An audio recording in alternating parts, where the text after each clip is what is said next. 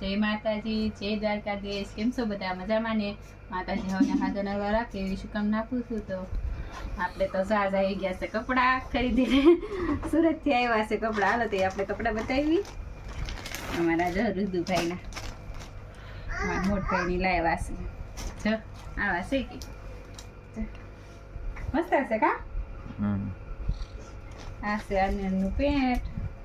જો જો આવી છે કંઈક જોડી રુદ્રભાઈની ને અમારા સત્યમભાઈની.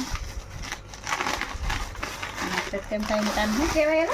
કેન્દ્રી કંઈક કરે, મને તો ખબર ન પડે આમાં. ડંગરી કહેવાય આને. જો મને તો આવું નામે ન આવડે, ડંગરી.